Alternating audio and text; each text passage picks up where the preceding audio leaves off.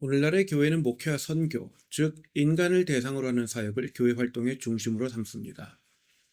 심지어 선교라는 이름을 붙이면 오류라는 것은 있을 수 없는 것처럼 말합니다. 그러나 예수님께서 대위임령에 명하신 바를 정확히 계승하면 단순히 전하는 것이 아니라 받은 그대로 가르쳐 지키게 해야 합니다. 다시 말해 성경적 선교는 예수님께서 사도들에게 가르치신 바, 그리고 그 사도들이 초대교회에게 가르친 바를 받았던 그대로 계승하면서 전하는 것입니다. 말씀을 지켜 계승하는 것, 즉 인간 중심이 아니라 말씀 중심이 단순히 전하는 것보다 우선이라는 말입니다. 교회사를 살펴보면 1세기에서 3세기에는 로마 제국을 전 세계로 착각했던 초대교인들에 의해서 예수님의 재림을 앞당기기 위한 로마 제국 선교가 활발히 진행되었습니다. 그러나 그 후 오랫동안 선교 사역은 제국 밖의 전 세계로 급속히 전파되지 않았습니다. 로마 제국에 속해 이미 복음을 받았던 유럽, 동유럽, 북아프리카 지역에서도 로마 제국 밖의 지역으로는 신속히 선교가 진행되지 않았던 것입니다. 그렇다고 오늘날처럼 양적 팽창을 위해 초신자들에게 맞춘 목회 사역을 수행하지도 않았습니다. 그 이전보다는 중용주의가 작용하긴 했는데 이건 나중에 다룰 건데, 그렇지만 오늘날에 비해서는 초신자들에게 별로 맞춰주질 않았습니다. 초대교회는. 말씀드린 것처럼 초대교회의 신앙선 업무는 초신자들이 납득하든 말든 진리를 가감없이 선포해서 이단을 방지하는 것에 주력했습니다. 중세 로마 카톨릭 교회는 신도들이 알아듣지도 못하는 라틴어로 미사를 집전했습니다. 그렇게 했던 기간이 교회사 중 1200에서 1300여 년에 달했고, 초대교회까지 합치면 1600에서 1700여 년이었습니다. 선교 활동이 활기를 띈 것은 종교개혁을 통해 은혜구원이라는 세계선교의 메시지를 확보한 후부터였습니다. 교회사 2000년 중 대부분의 기간 동안 양적 팽창을 위한 선교와 초신자를 위한 목회보다는 말씀을 지키는 것이 교회의 중심 사역이었던 것입니다. 이제 그림이 그려지시죠?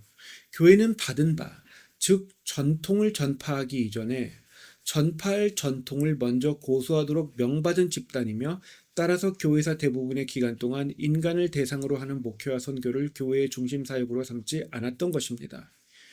교회의 전통은 초신자들과 전도 대상자들에 따라 이리저리 바뀌는 인간 중심적 목회와 선교가 아니라 신본주의적, 즉 하나님의 왕국을 옹립하고 확장하는 것을 대사명으로 삼았던 것입니다.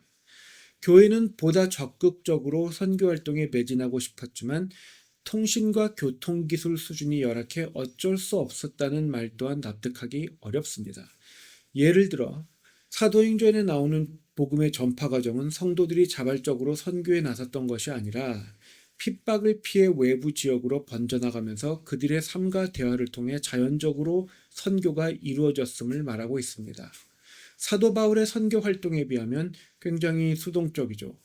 또한 사도 바울이 선교에 매진하는 동안에도 다른 사도들은 전통을 계승하는 일에 힘썼습니다. 사도들이 잘못 행했다는 것이 아니라 바른 복음이 굳건히 서 있어야 그것을 전하는 선교 또한 순수해지는 것이며, 베드로 등 다른 사도들은 이 부분에 보다 신경을 썼다는 것입니다. 그러니까 다른 사도들은 이방 선교보다 이 유대인들한테 전도하는 것에 보다 집중을 했는데, 유대인들은 구약 성경을 다 외우고 있는 사람들이었기 때문에, 그러니까 하나님의 법을 다 외우고 있는 사람들이었기 때문에 그 사람들이 한번 전도되면 기독교 세계관, 신본주의 세계관에 대해서 이해하는 깊이가 이방인들에 비해서 남달랐다는 것이고, 사도들은 이런 사람들을 교회의 중심, 교회의 중역으로 삼았다는 것이죠. 그리고 세계선교 시대가 이르러 다양한 문화와 다양한 형태의 관계가 형성되었지만, 그리고 또 그에 더해서 교회가 계몽주의에 맞서지 못하고 신앙을 감성적인 것이라 말하면서 세상과 동조해버렸지만, 1700년대 후에도 1900년대 초반까지 교회의 중심은 여전히 하나님의 주권이었습니다. 그러나 세상의 시대 정신과의 세계관 충돌을 기피하면서 무게는 기울고 있었습니다. 그리고 추후 이 채널에서 자세히 살펴볼 것처럼 처음에는 1920년대 그리고 후에는 1960년대에 이르러 일종의 분수령이 터져나옵니다. 1960년대의 탈근대주의 세계관이 유입된 이후의 교회는 전도를 명분 삼아 모든 사역을 인간 중심적으로, 즉 상대적으로 해석합니다. 하나님의 말씀을 중심으로 절대적으로 상황을 해석하는 것이 아니라 서로 비교해봐야 도찐 개찐 도토리 키재기 정도밖에 안 되는 죄인들끼리 서로를 기준 삼아 임의적으로 해석합니다. 그러니까 성경적 기준에서 내가 똑바로 하고 있는지 이걸 생각하는 게 아니라 우리 교회에 출석하는 교인들의 평균 수준이 이렇고 내가 이 정도니까 나는 안전하다 이렇게 생각한다는 거예요. 또 다른 예를 들어서 북한 정권은 일종의 적그리스도 정권이기 때문에 하나님의 영광을 위해 반드시 심판당해야 합니다. 적그리스도 정권이 심판당하지 않는 것은 의롭지 않습니다. 적그리스도 정권은 상대적이 아니라 절대적으로 완전히 붕괴되어야 합니다. 그럼에도 서로의 피를 흘리면 안 된다는 것을 명분 삼아서 그들과의 평화적 통일을 추구합니다. 하나님의 공의가 세워지는 것보다 적그리스도 정권의 목숨이 중요하다는 거죠. 현실적으로 북한 정권이 붕괴되지 않고는 정상적인 복음이 전해지기 어려움에도 북한 정권의 붕괴를 촉진시키려 하지 않습니다. 북한 사람들이 불쌍하니까, 다시 말해 인간이 중요하니까 도와줘야 한다면서 북한 정권이 연명하는 데 악용될 수 있는 자원을 공급합니다. 정작 북한 주민들은 전쟁이 벌어지는 한이 있더라도 3대 세습이 중단되었으면 한다는데 말이죠. 그러니까 북한 정권의 눈치를 보면서 복음을 전해야 하고, 그래서 북한의 복음을 바로 공급하는 일이 더 어려워집니다.